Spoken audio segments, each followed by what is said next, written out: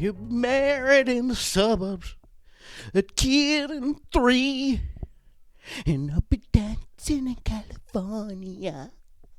Anyone see that on TikTok? The guy with the song that's horrible in every possible way? That thing? It's been going around. If not, then you have no fucking idea what I'm talking about. Anyway, welcome to Synchronicity. It's been about, 2-3 weeks? It's pretty good considering the last time was, months?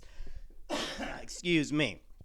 Anyway, we're back today. We're going to talk about some fun stuff. How about interdimensional demonic beings? Does that sound fun? That's what we're talking about. So I recently saw a clip of some former White House person, staffer, lady, high up, also involved in financial institutions on a pretty high level. And she was giving a very interesting interview with this guy where they, it seemingly started out normal. They were kind of talking about what she referred to as Mr. Global, which is this cabal of people who really rule the world, right? The elite, the people who are pulling the strings, not the politicians, not even like the uber wealthy, although these people would be uber wealthy, but the people who are behind the scenes, which a lot of people seem to believe and resonate with. I will point out that just by the fact that people believe and resonate with that, that is how it comes into existence and is fortified on a material level. But anyway, she was talking about this Mr. Global stuff, and I was like, oh, this is kind of weird. Well, I didn't see it's interesting. And then she started talking about interdimensional demonic intelligence, and I was like, all right, lady, now you're speaking my language. And, the idea of good versus evil, makes a lot of sense in a dualistic universal conception, or conception of the universe, I should say. It makes a lot of sense, right? There's let me switch the microphone around. We're in duality. There's going to be right and wrong, up and down, good and bad, evil and divine. So this theory holds sway in a dualistic universe. And so when I speak about these things, we have to kind of separate and have our mind operate at least on two planes of consciousness. One is the dualistic, we are in the world, there's a material, there's a reaction for every action, there's a reciprocity for what we do, karma is a thing. And then on the other level, we have the unity consciousness, which is like, oh, that's cute, you're playing the dualistic game, but really everything is all one, and this is just some fabrication of consciousness that's kind of splintered off from the true reality. Now that is a supreme level of reality, and as much as people may think that they've attained that level of consciousness, the best we seem to be able to do is flicker in and out of an awareness of that and embody it for even shorter periods of time. So I'm sorry if you think you are enlightened and living with a true, supreme, all-is-one consciousness at every moment in your existence, but you're not, because you wouldn't be here. And it's important to remember that too. A lot of people, get on these spiritual trips, or they'll go take ayahuasca a few times and think they've achieved some divine level of intelligence, and now they are a supreme being, and the lowly peons who still live in the material world have no idea what's going on. And we all play that game, right? When you come into consciousness, when you come into contact with something, a higher power, a divinity that does show you the unity, the all-is-one reality of consciousness, it's easy to get swayed by that and think you have attained nirvana or enlightenment or satori or whatever you would like to call it, right? You haven't. I'm sorry. I don't want to burst your bubble, but that's part of the game, right? If that instills a sense of like disappointment or dissatisfaction or anger or whatever, it shouldn't. We're here playing a game. It's to live as dualistic beings, knowing that on some inherent level we are one supreme being, right? So that's the game we're playing. It's not like you failed to achieve some blissful state of consciousness. That's not what it's about. It's about playing this game and realizing these things and holding, both this and that are true, right? That's a very key point in everyone's journey where realizing that a multitude of things can be true, multiple perspectives can be true at the exact same time. How we navigate reality is by kind of attuning ourselves to a particular perspective, and then we see that play out in front of us in this material kind of playground of consciousness that we call reality, right? So let's just get that out of the way, that the goal isn't to be one. I mean, it is on some level, but here we're not playing that game. Okay. So within this framework of duality, right, we have this good and evil. We have this game, this tug of war going on between the devil and God and all these things, right, that we hear about so much, especially in, traditional forms of religion. We have this kind of ethical framework that's predicated on these types of ideas of good and bad, and thou shalt not sin, and stay holy and only do the good things, as if that is some predetermined framework that everyone knows and should adhere to. So let's just stay in that world for a little bit, okay? Just a little bit. Let's assume that there is some form of interdimensional alien, not alien and like they're coming from another planet, although that kind of makes sense, but just there's this interdimensional consciousness that affects people. If you do enough ketamine, I think you come into contact with this perspective and are like, whoa, shit, are we being like influenced by other beings that we can't perceive or see with our regular ordinary consciousness? K-holes will teach you that quite quickly. So let's say this is going on. Okay, what is the function of that, and how do we deal with that? Are we just slaves to a elevated form of consciousness that we can't perceive with our, five senses? Are we just kind of have to bow down to what is going on in the world and outside of the world that influences us and influences people who maybe have decision-making power? Wink, wink, you have decision-making power too. Is that what we're supposed to do? Is this just like a give-up game because we're not the ones pulling the strings, seemingly?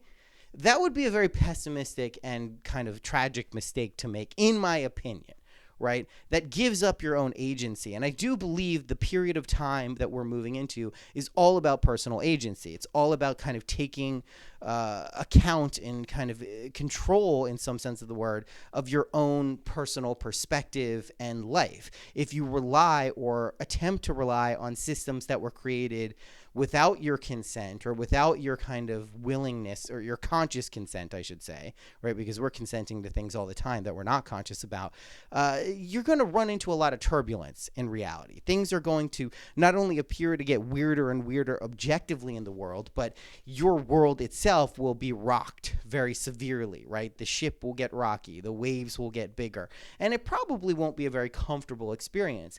So it's just important to recognize that you do have this ability to determine what is going on in your life. Does that mean you are going to like put your hand to your head and Professor X style, telekinesis and telepathically control people around you? No, not exactly like that, but yes, in another sense of the word. Your reality, which you consent to, which you create, which you access through your consciousness, through your belief structure, through your faith, that is the mechanism in which we navigate this life. Your likes, your loves, your preferences, your dispreferences, the things you don't like, your aversions, all shape what you experience as your life. In fact, you navigate this life by either being attracted or repelled to various people, circumstances, experiences, situations, places, right? This is literally what you're doing in life. You are either, assenting or dissenting to various aspects of what's going on in your reality. This isn't even some metaphysical revelation. This is just how life works. You move towards the things that you would like to do. Ideally, sometimes we move towards things that we don't like to do, quite often, in fact. But that is how you navigate this version of reality. It's a constant journey of making choices and decisions towards a particular perspective or aspects of reality. Now, someone who believes in predetermination would say that's just a farce. Things are always going to be the way they are. They always were going to be like that. You are merely a puppet on the string who is just playing out this sequence of reality, which also could be true, right? It also could be a predetermined thing. I don't make claims about knowing whether that is true or not. My experience of life is that is not the way things work, but I'm not here to tell you that I'm right, that I know everything that's going on. And in fact, people who do say that, don't listen to them is my advice. They definitely don't know what the fuck is going on. Anyone who claims to have, an eternal, ethereal understanding, an omniscient understanding of reality is most likely a charlatan.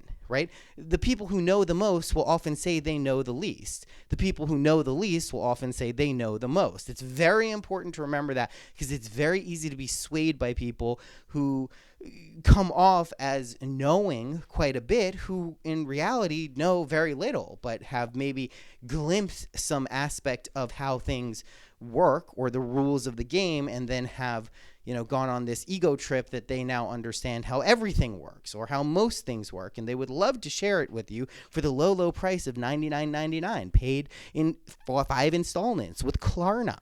Right? Just be careful, right? That's all I'm saying. It's okay. It's fine to pay for things. It's fine to resonate with people's perspectives who seemingly have a clear or firm understanding of what's going on. But just use some element of discretion and discernment is what I would say. Anyway, demonic intelligence, right? So is it influencing our lives? And if it is, what do we do about it, right? Whether on an individual level, are there demons on one shoulder and angels on the other kind of guiding us and telling us to do things and influencing us? Or are there these large-scale kind of cult-like behaviors of demonic beings who are influencing the elite and the powerful?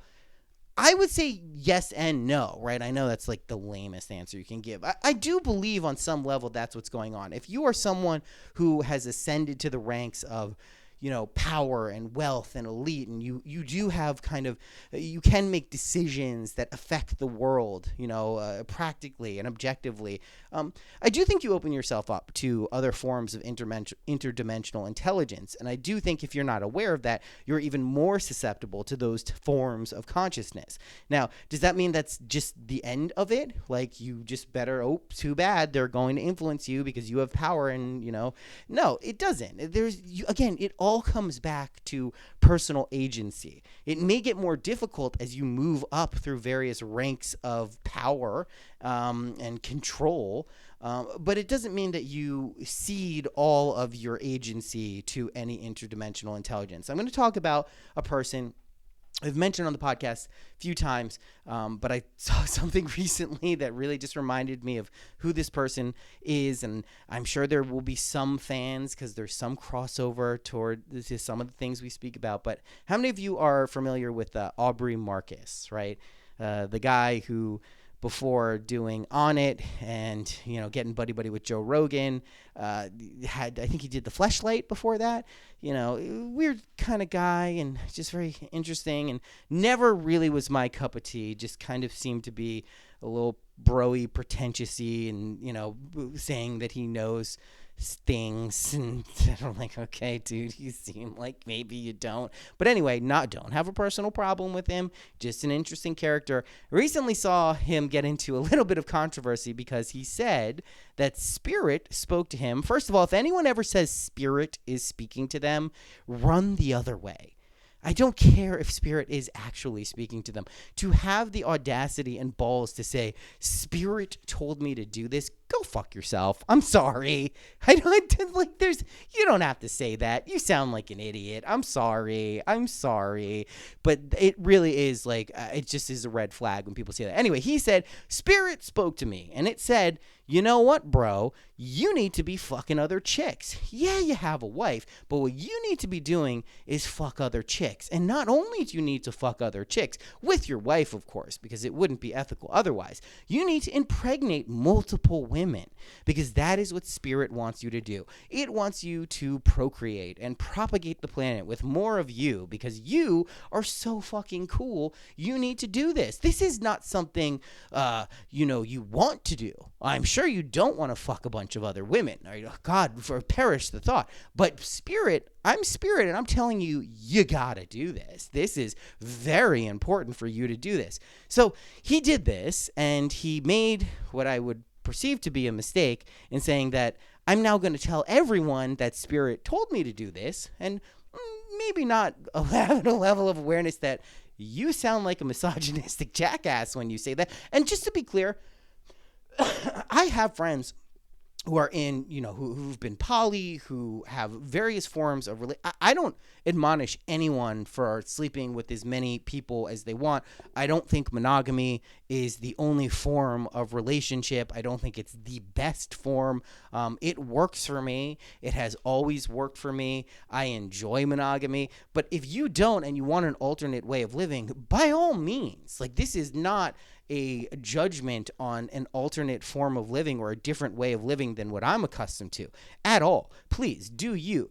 The issue comes from kind of couching it in this spiritual dimension where spirit is telling you to do something. And what it seems like it's telling you to do is just something you really want to do, right? From a more egoic level. And again, if the leopard goddess of love, and he said Isis told him to do this, as if Isis would go and talk to Aubrey Marcus and tell him to go fuck other women. Dude, what are you doing? Anyway, that's where it gets weird, right? And this is more of a comical thing, dude, bro, do whatever you want, it's fine. But realize when you say shit like that, it's gonna come off a certain way. And of course, a lot of people were upset and said this is not only misogynistic, and the way you're framing it is kind of abusive towards your partner, and you're not really giving her a choice, and to frame this as though you're being kind of some champion of women and femininity, and then saying that this is some divine proclamation that you have to adhere to. You don't even want to do it, bro, but you gotta fuck other bitches. That's what spirit told you. That's where the issue came in. And I don't think it's gonna affect his brand. His brand is kind of like this machismo, bro-y, spiritual bro type character, whatever it is. Not my cup of tea. I realize other people enjoy it. There are all walks of life, different strokes for different folks. I totally get it. But this connects to this kind of demonic intelligence. I am not saying a demon told Aubrey Marcus to say, hey, go tell people that spirit needs you to fuck other bitches and get them pregnant. That's not what I'm saying. What I'm saying is this, when you open yourself up to various attention and mass consciousness, that is where interdimensional beings, whether light or dark, would make sense for them to come in and start exerting or trying to exert some form of influence. And I think that's what we see is going on in the world. And it's becoming a little bit more apparent. The veil is getting a little bit thinner. It's getting a little bit easier to read the kind of tea leaves of what's going on. So we have more awareness that this is potentially what's happening.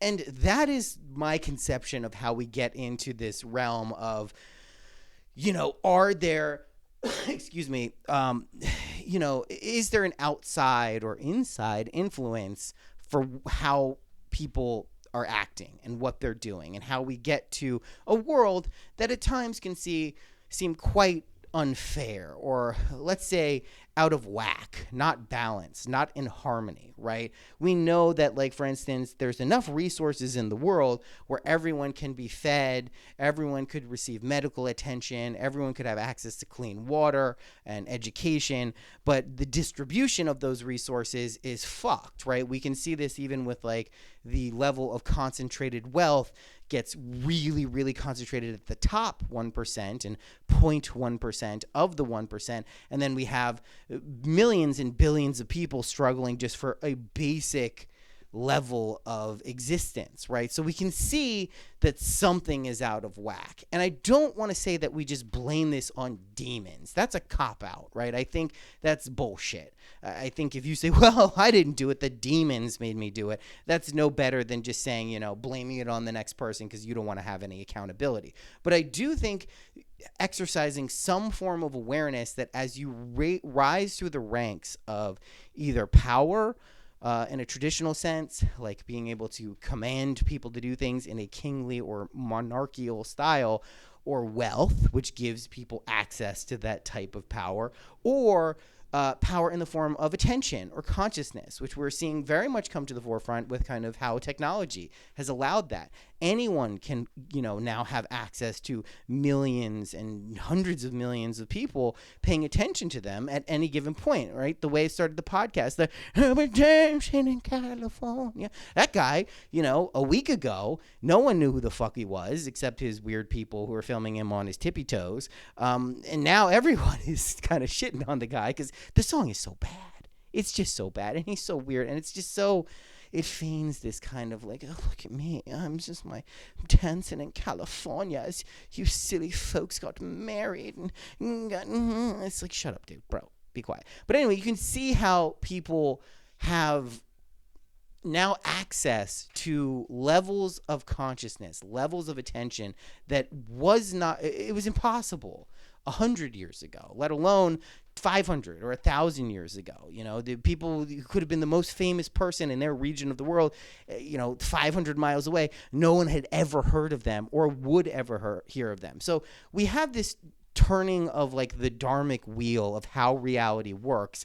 And that would naturally, if we believe in interdimensional beings and forms of consciousness, it would attract that, right? Both light and dark. And it's not, I don't really look at it as like this all important struggle. Again, most of this is more like a game, right? It's more like it's like a game, a board game that like light and dark are playing, and they're not really enemies at the end of the day, but they're playing to win the game. And that's fun. It's interesting. It's cool. But if you take it so seriously and now think there's some cult-like cabal of like, child predators and evildoers in the world, and people, you can get influenced to act and believe those things if you're susceptible. But that perspective that there is this serious game of light and dark, I believe creates the situation. And that's why we have people, it's very, everyone goes through their conspiracy theory period. I know I did in my 20s. You get deep into like maybe you pull the thread of like the JFK assassination, and then you get into was 9/11 an inside job, and then you get into like aliens and all, just whatever rabbit hole you go down, hopefully not ending up at flat earth and other weird shit like that. But like, the world is a dome and, whatever. It's like a snow globe. No, hopefully you don't go that deep, but you go through it. The goal, though, is not to get stuck in any perspective, whether that involves you saying spirit is commanding you to do things that's justifying egoic behavior, whether it's having you, look like a schmuck on the internet, whether it's having you have a podcast where you espouse your ridiculous opinions from time to time, whatever it is, just be aware that personal agency is always going to trump everything else. That is what we are trying to be taught, whether by ourselves as some higher dimensional version of ourselves or by some other form of consciousness. And I think if you've listened to this podcast enough, I don't really vibe with the other form of consciousness theory, because I think it takes away your personal agency. It takes away the need or desire to critically think about your own actions and your own perspectives. And that's what I believe, just going through life, I think is what it's all about, right? Like that's what the lesson, maybe it's not for everyone. I don't want to make a broad proclamation that this is what it is for everyone. It seems to be like this potentially could be for everyone, but I know at least in my life and other people who, I gel with and, just kind of are attuned to, that seems to be what we're being told. So, or trying to be shown, I should say. If whatever theory of reality and the universe and consciousness is pulling you in a different direction and saying that you don't have that ability. You don't have the ability to shape your reality or make decisions for yourself. And you're being influenced and being controlled by something outside of you. Just examine that theory. That's why I loved the Neville Goddard stuff, is it gave you an empirical set of tools that you could test out. You didn't have to take someone's word for it. You could tinker and play around with reality to see if you got results. That is hands down the best methodology for determining whether something is true or real. It's not by listening to someone else. It's not by taking someone else's word for something. It's by quite literally, oh, someone said this and this is how you do something. Let me try that out and see if it works. Right? That's like, it's an important thing to remember that, because if you don't do that, if you don't try to see if something is true for yourself, or you just hear, an eloquent string of words together that, sound good, and then you take that as gospel and to be the end all and be all of everything, you're opening yourself up to a lot of difficult and trying experiences and situations because you haven't vetted it. You haven't checked out. And we change our minds, too. Very important to remember. We evolve, we devolve, we ascend, we descend. So to think that you've arrived at some unified theory of everything and have it all figured out, that's why it's such a precarious and potentially dangerous mindset to embody. Because it's just, we know, if you look at who you were 7 years ago, 5 years, 2 years, yesterday, you're a completely different person. You reconstitute your being every second, every millisecond of every day, but certainly every day when you wake up and go to sleep and wake up. So just have some flexibility of mind, have some awareness that even if there are even if there is an interdimensional fight for light and love on one hand and darkness and evil on the other, you yourself have an ability to attune yourself to either of those vibrations. That is your ability. It is your special power. It is your divine gift. That's the wonder and beauty of being a human being at the end of the day, is you possess that ability. You can determine which direction you go in. It may not feel like that at all times. It may sometimes feel like you're being pulled in one direction and maybe a direction you don't want to go in, but you do have the ability to step back, take a breath, set your intention, really cultivate faith and belief. And that is something that is very important to not forget and to remember as much as you can, because the world is getting weirder. Right? This podcast was started because I watched the high-placed former government official talk about interdimensional beings. Right? That's like, what? Why is that something that's coming across my feed at any point in time? I mean, I think I know why, but I'm just saying, like, we're living in strange times. And if you believe in the Chinese curse that may you live in interesting times, well, then we're all cursed right now because things are very interesting. And this also is like, you could look at this like AI through a similar lens. Is that a form of demonic intelligence? Is it going to ruin the artistic and creative spirit of human beings, or is it going to enhance that? At any given point, all around you is neutral. You imbue it with a sense of meaning. That is your job. It is what you are doing whether you want to or not. To remain truly indifferent and outside or above it all is virtually impossible. You are not going to achieve that task. I know that because if you're here, you cannot do that. This is not the place for that. It's like saying, you're immortal and you're never going to physically die. You are not here if that is what you believe and think is happening.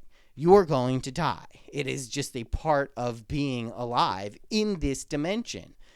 It is an inescapable truth. We do have inescapable truths. Does it mean your consciousness is going to cease to exist and there's just a black void of nothingness after you die?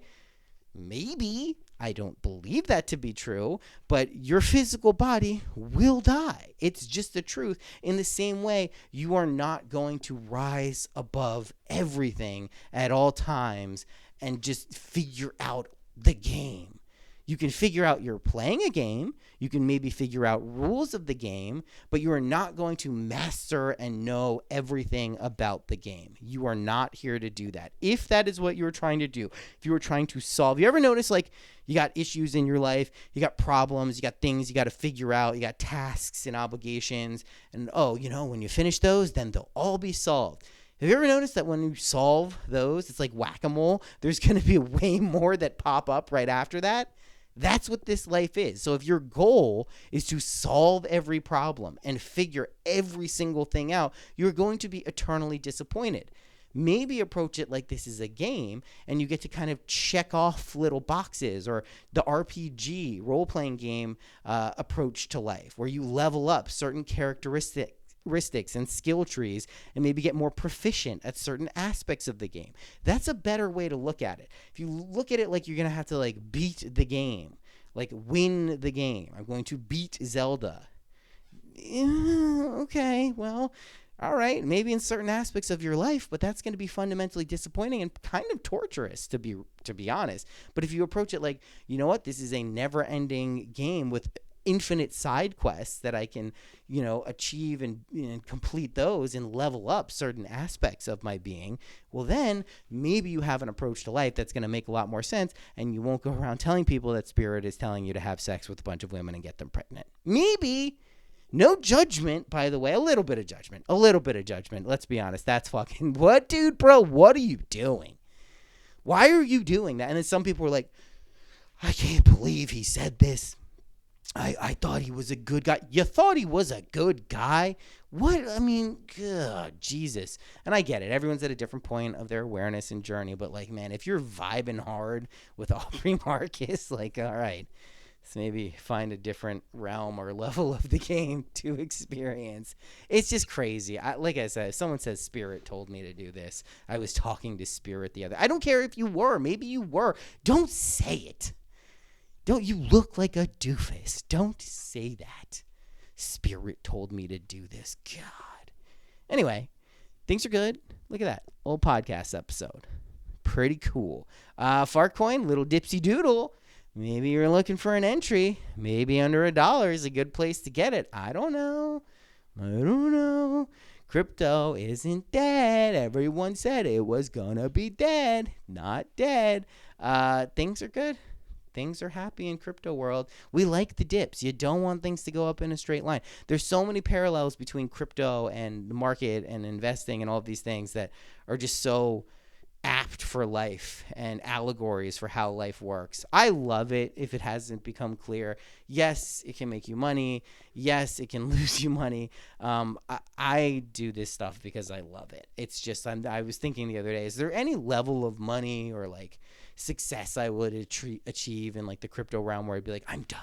I hit my goal. I'm walking away. No, there's not. It's not about that for me. I mean, it is. I like making money. Don't get me wrong.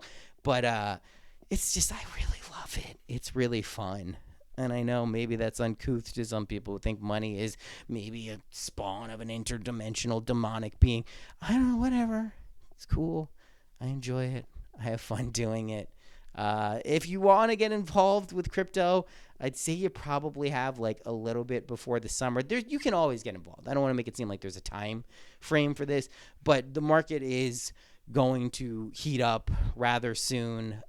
If you want to learn some of that, obviously you can join the Patreon, get in the Discord server. It's a very low cost way of getting involved, learning some things. There's the crypto course, of course, you can get. Very proud of that. Still very apt. People who get it really seem to enjoy it and get a lot out of it. Privately, no room for clients right now, so sorry about that. You can always hit me up, ask me questions. If I have time to answer them, I will.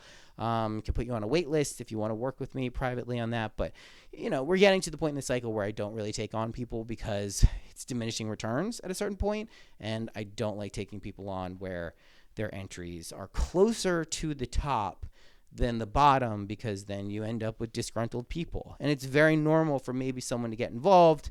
They buy something, then it goes down. But if you're early, it'll go back up and it's fine. And maybe, they're like, I got scammed. And then they realize they made a lot of money later. If it's too late and it goes up and it goes down, may take you quite some time to reap a return on that. I don't like taking on clients when that is the period. We're not there yet, but we're pretty damn close. Don't have openings. Sorry, but I do like crypto. There's lots of ways to get involved if you want to. You can hit me up if you want to. All right, guys. Enjoy yourselves. Say hi to the demonic interdimensional beings for me. Tell them I say hello. I'll be at the meeting next Tuesday.